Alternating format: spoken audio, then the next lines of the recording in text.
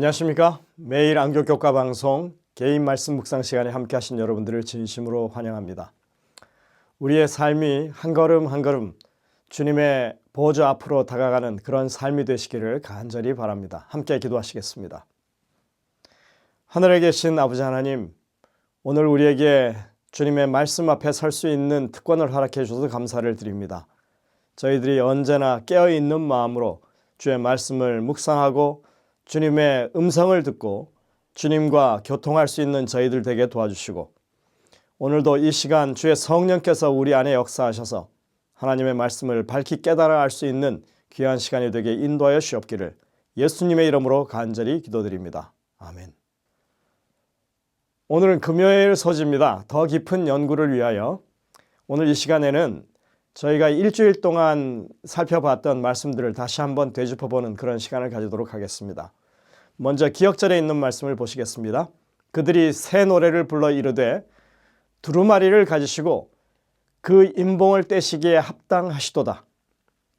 일찍이 죽임을 당하사 각 족속과 방언과 백성과 나라 가운데서 사람들을 피로 사서 하나님께 드리시고. 계시록 5장 9절에 있는 말씀입니다. 이번 주의 제목은 희생제사의 의미였죠. 성경의 예언이라고 하는 것은 구원을 위한 하나님의 뜻을 말합니다. 그리고 사람을 위한 구원의 계획은 성소를 통해서 계시되었습니다. 성소의 핵심은 희생제사의 이해에 있는 것입니다. 아담과 하와가 범죄한 직후부터 요한계시록에 이르기까지 인류의 구원을 위하여 대속물로 희생된 어린 양은 예수 그리스도를 예표했습니다.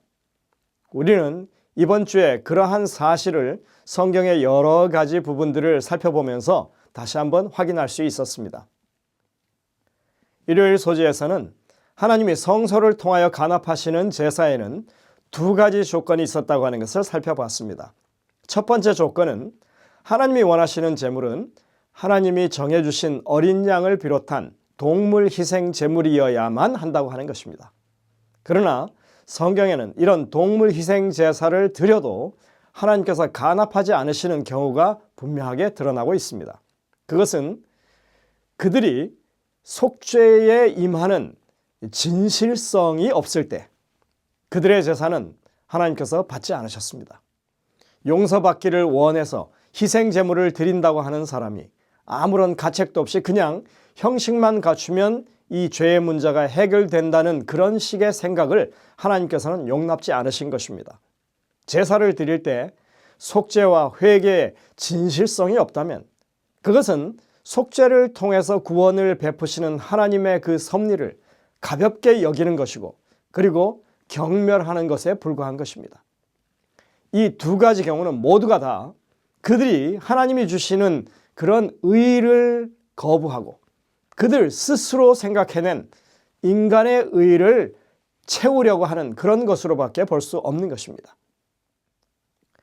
월요일 소지에서는 구약시대 내내 드려졌던 동물 희생 제사는 예수 그리스도께서 오셔서 십자가에서 대속제물이 되실 상징과 예표였다고 하는 그런 내용이었습니다.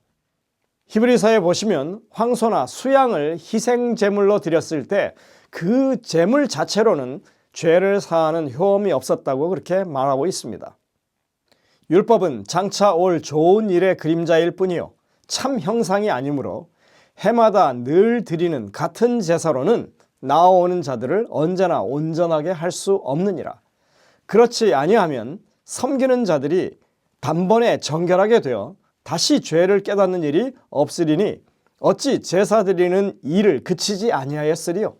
그러나 이 제사들에는 해마다 죄를 기억하게 하는 것이 있나니 이는 황소와 염소의 피가 능히 죄를 없이 하지 못함이라. 히브리서 10장 1절부터 4절에 있는 말씀입니다.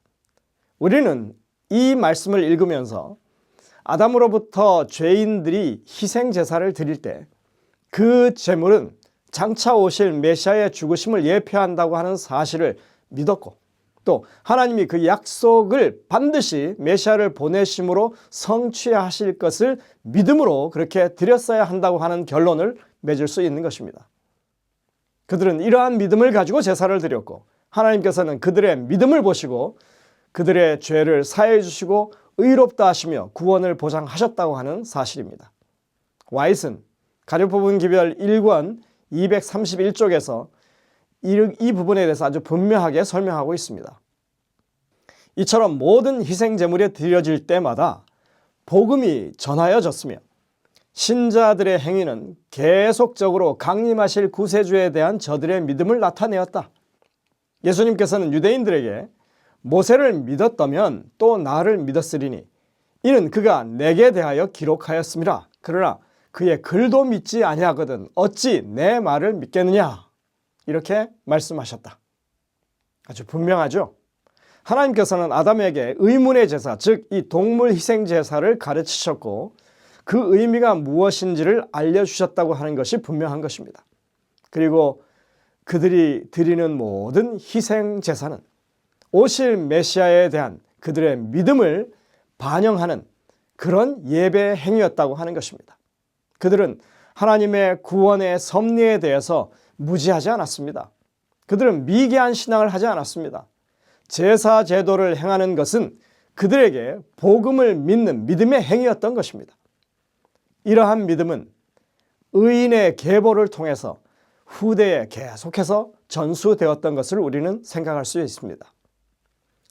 화요일 소지에서는 우리의 유월절 어린 양 되시는 예수님에 대해서 성경이 제시하고 있는 증거들을 살펴봤습니다.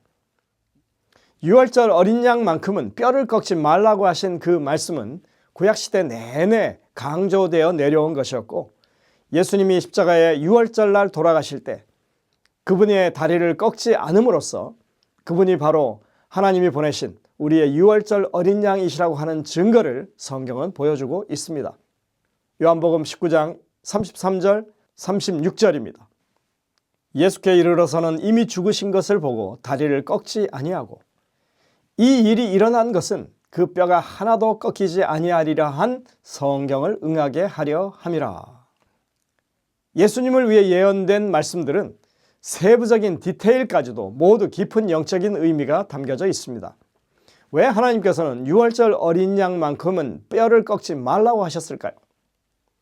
성경에서 뼈를 꺾는다고 하는 것은 다시 돌이킬 수 없는 그런 파멸, 파괴를 의미하는 것입니다. 이것은 완전한 죽음, 즉 둘째 사망을 가리키는 것입니다. 예수님의 삶과 죽음은 일개 인간이 겪는 인생의 경험이 아니었습니다. 그분은 삶의 한순간도 흠없는 죄 없는 생애를 사셔야 했고 그리고 시험도 더 혹독하게 감당하셔야만 했습니다. 그리고 그분의 십자가의 죽으심은 어느 평범한 인간의 죽음이 결코 될 수 없었던 것입니다. 이러한 주님을 어떤 인간의 손으로 사형을 집행할 수 있었겠습니까? 그 일은 오직 하나님만이 하실 수 있는 일이었습니다. 그래서 유월절 어린 양, 다시 말해서 이 땅에 사랑의 하나님이 직접 오셔서 감당해야 할 이 대속적인 죽음은 하나님의 손에 의해서만 집행되어야 했던 것입니다. 요한복음 10장 17절부터 18절에 이렇게 말씀합니다. 내가 내 목숨을 버리는 것은 그것을 내가 다시 얻기 위함이니 이로 말미암아 아버지께서 나를 사랑하시느니라. 이를 내게서 빼앗는 자가 있는 것이 아니라 내가 스스로 버리노라. 나는 버릴 권세도 있고 다시 얻을 권세도 있으니 이 계명은 내 아버지에게서 받았노라 하시니라. 여러분들 누가 감히 하나님의 목숨을 빼앗겠습니까? 십자가에서의 주님의 죽으심은 인간 제사장이나 로마의 군대나 사단의 이 사형 집행에 의한 것이 아니었습니다. 하나님의 구원을 믿는 모든 사람들의 죄를 대신하여 둘째 사망을 집행하는 일은 하나님 자신의 몫이었습니다. 이것이 유월절 어린 양의 뼈를 꺾지 말라고 하는 명령으로 내려져 왔고 예수님의 죽으심에서 그것이 역설적으로 이렇게 보여졌던 것입니다.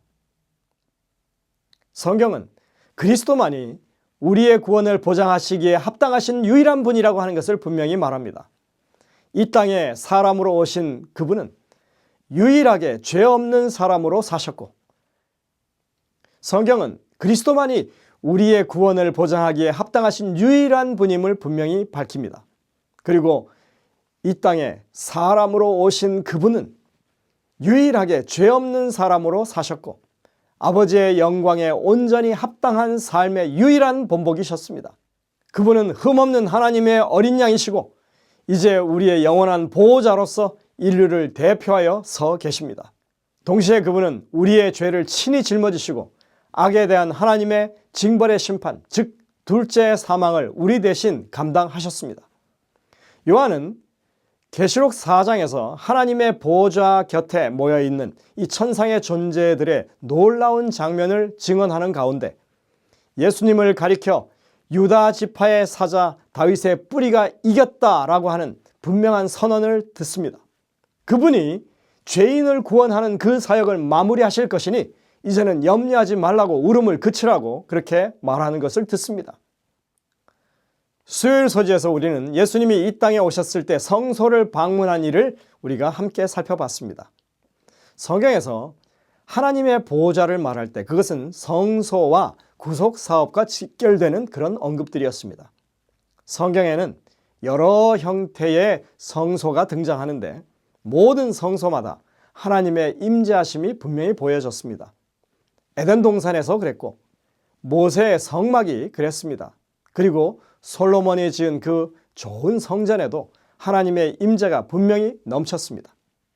그러나 포로에서 돌아온 이후에 스룹바벨의 성전, 나중에 개축된 헤롯 성전에는 처음엔 하나님의 영광이 임하지 않았던 것을 우리가 발견합니다.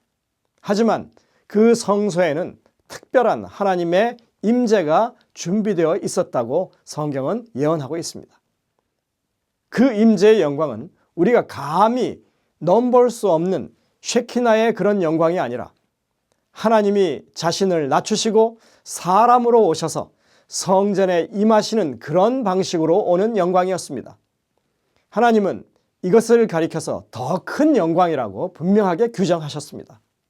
학개서 2장 6절과 7절 9절에 있는 말씀입니다.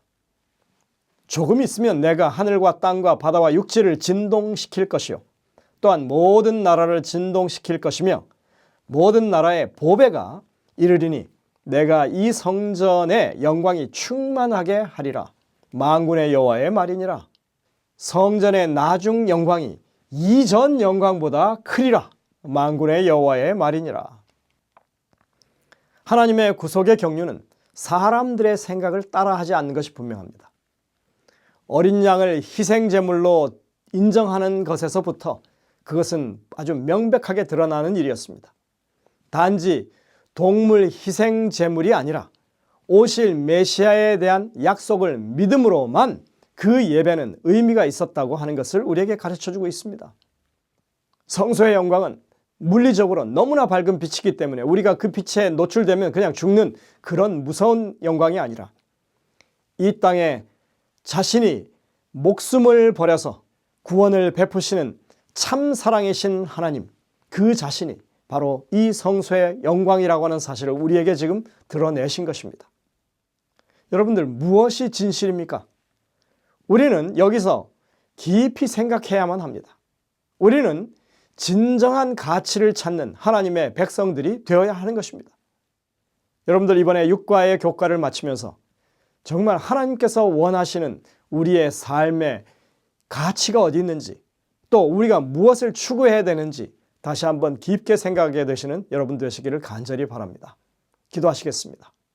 하늘에 계신 아버지 하나님, 참으로 하나님께서 바라시는 일이 무엇인지 우리가 매일매일 하나님의 말씀을 묵상하고 그것을 지혜 있게 판단함으로 우리의 삶이 하나님이 원하시는 그런 삶이 되도록 변화를 일으켜 주시옵기를 예수님의 이름으로 간절히 기도드립니다. 아멘.